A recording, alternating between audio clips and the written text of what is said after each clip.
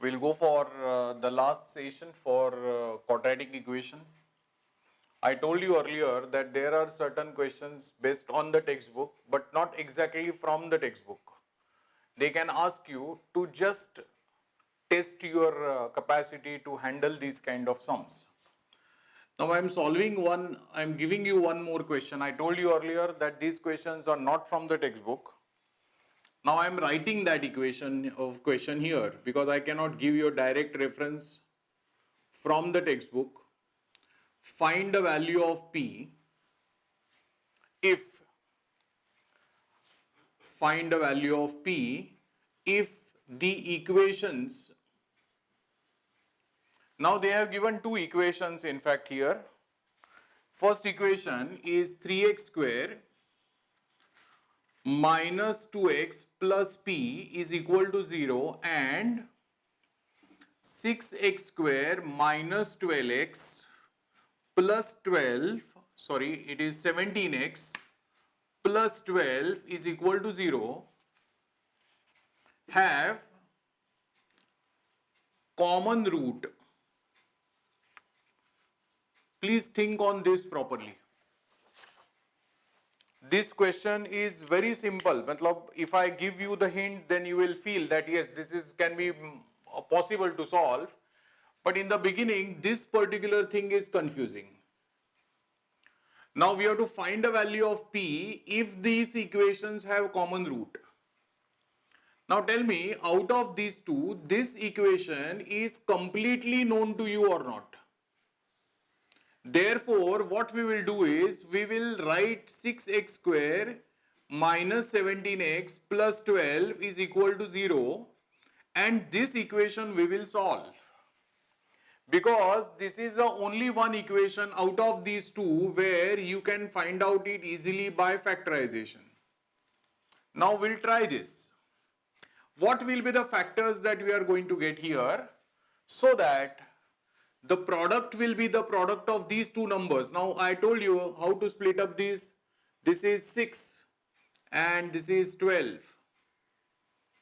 12, 6 are. How much is the answer for that? 72.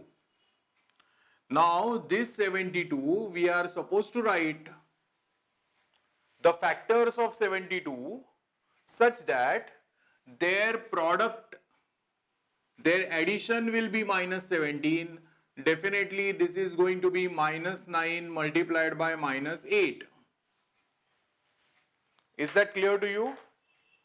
It is minus 9 multiplied by minus 8 is going to be 72 and minus 8 minus 9 is minus 17 and therefore 6x square minus 9x minus 8x plus 12 is equal to 0. This equation I have to split up this number like this. Now what happens after that?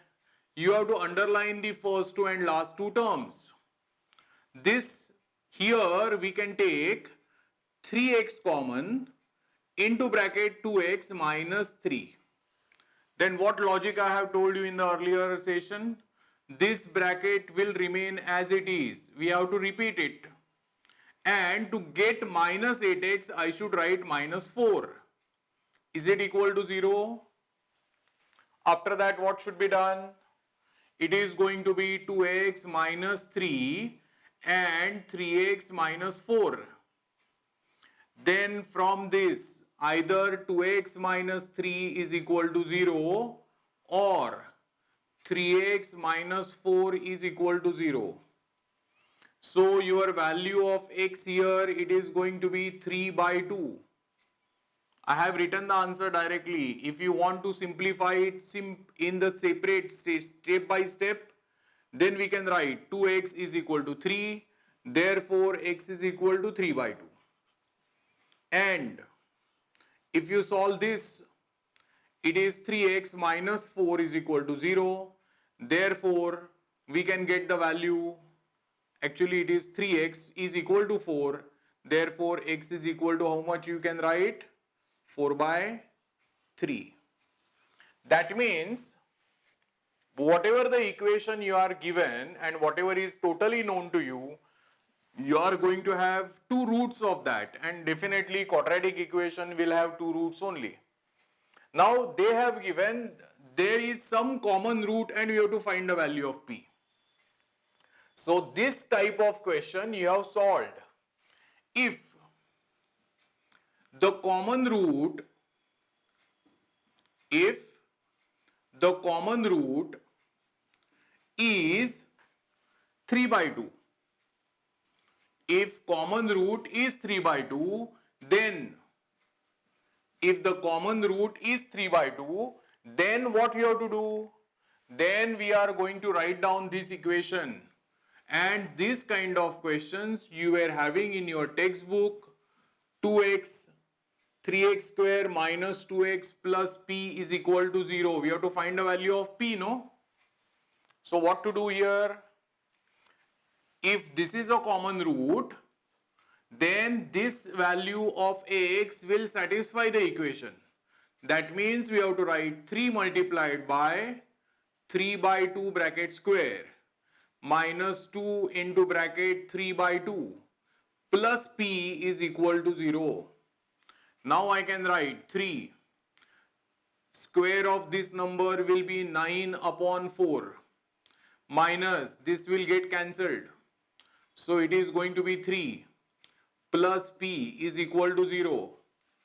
What should be the next step that we are going to have? This I can write as p is equal to. This 3 will be transferred there. It becomes positive.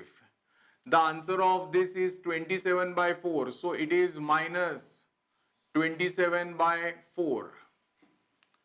So now we have to write p is equal to, considering this as upon 1, we can cross multiply. It is 12 minus 27 upon 4.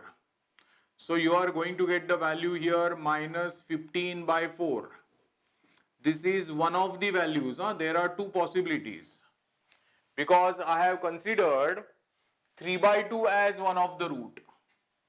Now 3 by 2 I have done the calculation. Now we have to take this. And same calculation you can proceed if common root, if the common root of the equation is 4 by 3. If common root is 4 by 3, then we have to write the equation once again, that is 3x square minus 2x plus p is equal to 0. We can substitute 3 multiplied by 4 by 3 bracket square minus 2 into 4 by 3 plus p is equal to 0. Now we'll go ahead. This one is going to be 3. This is going to be 16 upon 9. This one is minus 8 by 3 plus p is equal to 0. This is 3 3s are 9. So answer is 16 by 3 minus 8 by 3.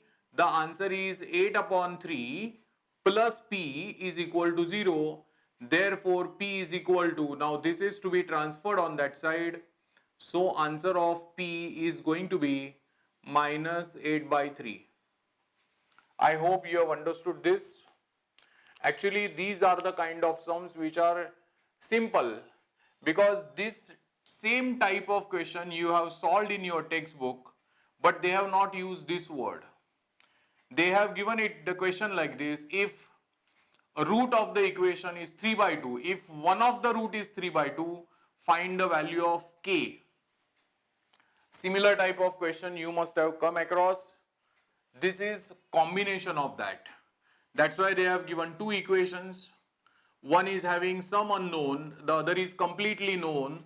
So whatever the known equation you got, you have to simplify, you have to get two answers. Now we have to use this word. They have a common root, so find the value of p. So common root can be anything. We don't say that 3 by 2 is the only common root, because you have to give equal chance for 4 by 3. So first you have to take 3 by 2, get the value of p. Similarly, in fact, there are two possible values of p we are going to get. One is 15 by 4. The other one you are having as minus 8 by 3. I think it is correct. The first one you are getting as minus 15 by 4 and then minus 8 by 3. See now the next equation, you please read the question properly whatever I have written here. If roots of the quadratic equation, and see this quadratic equation is written specifically like this. Roots of the quadratic equation are ax square plus bx के बदले cx plus c is equal to 0 are in the ratio p is to q. Then show that root of p upon q plus root of q upon p plus root of c upon a is going to be 0. Now you tell me, normally we consider alpha and beta are the roots of the quadratic equation, are the roots of quadratic equation. Now, if alpha and beta are the roots of the quadratic equation, then alpha plus beta, what is the formula that we write? Alpha plus beta is minus b upon a. Correct? Now, when you write that minus b upon a, the value of b is not b here, it is going to be c. And this is a, so I can write this way. So you are going to get the value of alpha plus beta is going to be minus c upon a. Sorry, alpha plus beta here. This is a value which you have to keep it ready. And alpha beta value, they have given it as c upon a. So actually c upon a means the answer will come c upon a only. See, this is a value of alpha plus beta and alpha beta. Now we have to simplify this. See here, they have also given roots of the quadratic equation are in the ratio p upon q. So I can write roots of this alpha is to beta is nothing but p upon q. So these three things you have to find out, which is easily manageable as per your basic understanding of roots. Roots are alpha beta, so alpha plus beta is going to be minus b by a, but the value of b is c here. So it is minus c upon a. So we can calculate the basics. And now we have to simplify. Now that simplification, I am writing left hand side of that equation, that is LHS. What is LHS of that? It is root of p upon q plus root of q upon p plus root of c upon a. These are the values which we have written there, whatever is given as the left hand side. Now what I will do, I will simplify this first. Correct? Now we will convert everything into the form which we know. This is what I am going to keep it same, that is what we have not been given. So I will write c upon a as it is. But this one, you check this. P upon q is nothing but what? Alpha upon beta. So instead of this, I may write this as alpha upon beta. Then what will be the value of q upon p? So in front of this, we can also write q upon p. The value is beta upon alpha. So I think I can put the value of beta upon alpha there. So this is nothing but beta upon alpha. Now you check this. As you know that this can be written as root of alpha upon root of beta. What can be the next part that we can write? It is going to be root of beta upon root of alpha. Now whatever calculation I am going to do, that I will do it only for this first two terms. This is c upon a.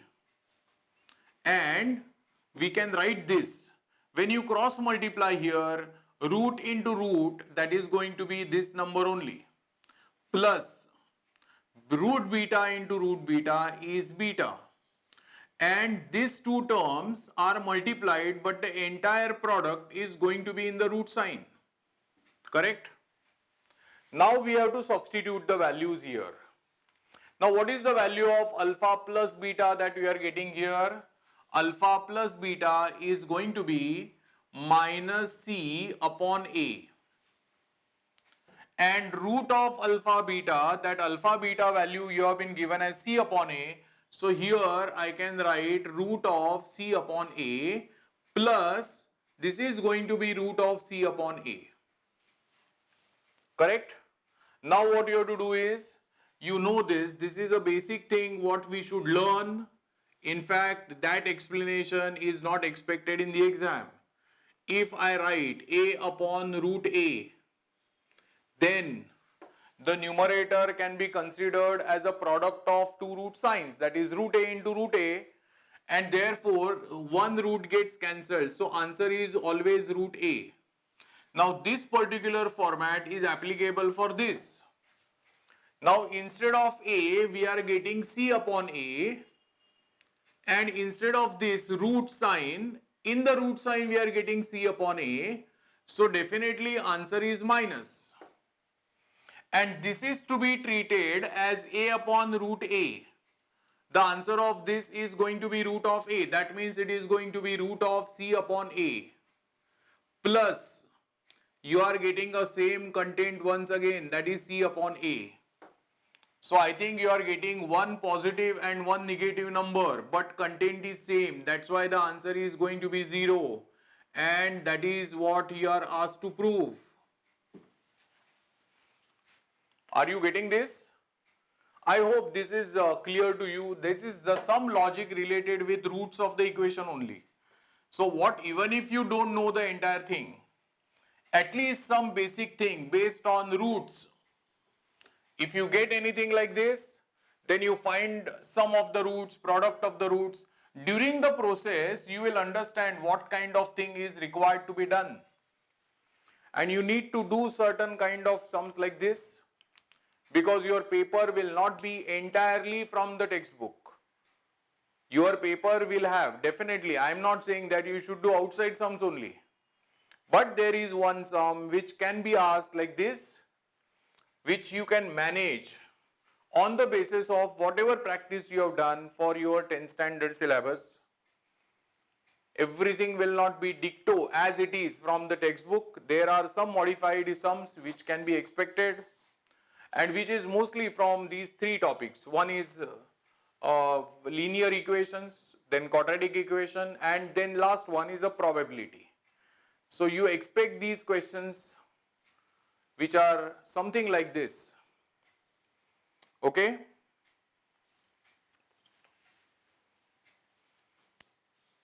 We'll take the last sum of quadratic equation. Now I told you earlier that whatever equations are given to you may not be directly you feel that yes, it is from the quadratic equation, because you observe this raised to 6. Now in quadratic equation you come across something square, x square or y square like that.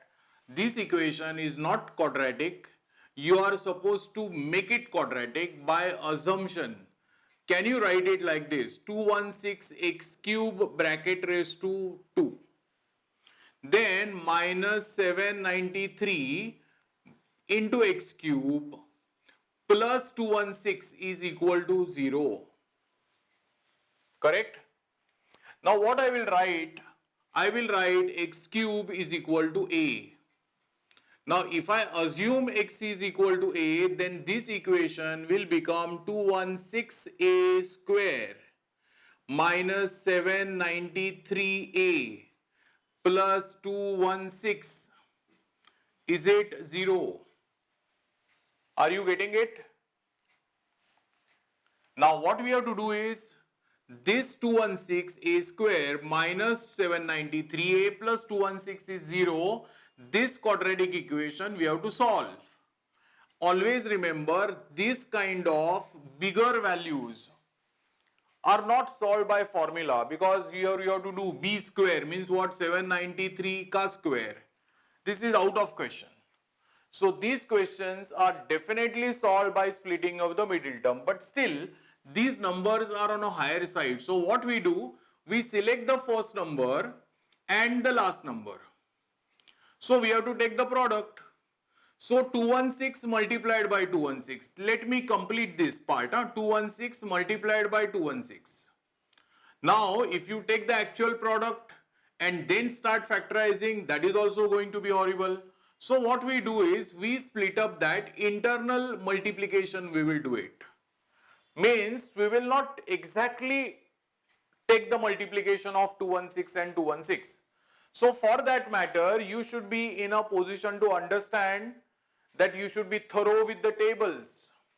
Now 216, can you take this as 27 into 9?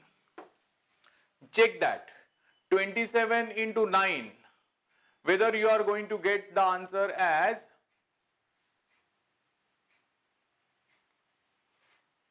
you are going to get 216.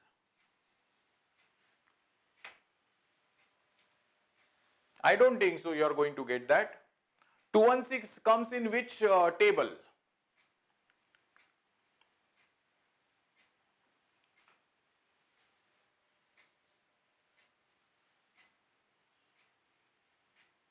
Don't mean to thamba.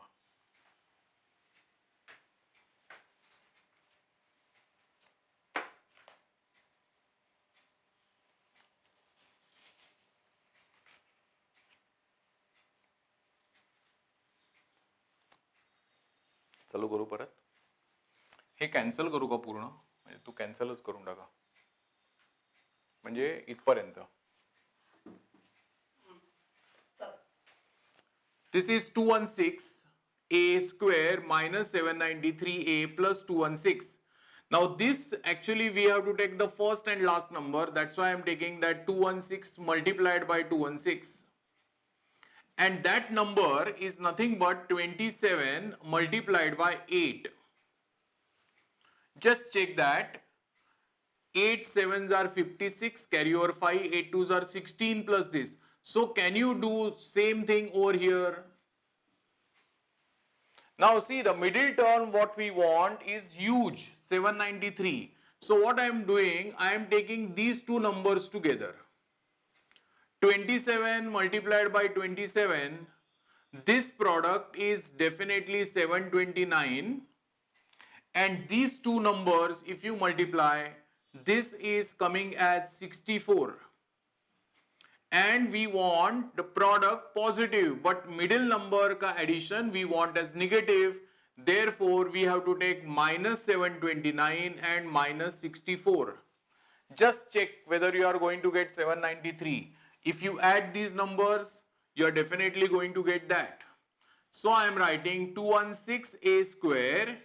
Now this middle term we have to split up. That is minus 729a minus 64a plus 216 is equal to 0. This is the split up, and if you understand it easily, then you can definitely manage to do that. First two numbers and the last two numbers you have to underline. Now what you can take common in this? 729 and 216, we can take 27a common. Is that right? Now this number is definitely going to be 27 into 8, so a, and 27 into 27 is this number, so it is 27. Now what is the logic which we have done in factorization method? The same bracket will repeat here. 8a minus 27, and definitely this is minus. So I have to write 8, so that then only it is going to be 8 8s are 64, that is equal to 0. So we can write 8a minus 27 and 27a minus 8 is equal to 0. Now this is normal quadratic equation what we have. Here we have to write either 8a minus 27 is equal to 0 or 27a minus 8 is equal to 0. So 8a is equal to 27 and 27a is equal to 8. I am writing it here. the value of A you are going to get as 27 upon 8. And what will be the value of A you are going to get here is A is equal to 8 upon 27. Can you do it further? Because this is not the final answer what we want. We have to replace this because this is our assumption. So I need to put this value in place of A now. This is x cube. X cube is equal to 27 upon 8 and x cube is equal to 8 upon 27. So now we can take a cube root. So therefore x is equal to 3 upon 2. Because cube root of 27 is 3 and this is 2. Here also we have to take a cube root to get the answer 2 upon 3. I think similar kind of questions we have to come across. You have to solve these questions on a maximum level. These questions, if you do it, then main chapter you will be comfortable. It very well depend on your tables. So you must practice these kind of sums maximum because majority of the times a question on quadratic equation, probability and linear equation in two variable is asked as outside sum. I hope this much information is enough for the better approach for this particular topic in boards. In the next session, we are going to start with the next topic, that is arithmetic progression. Okay.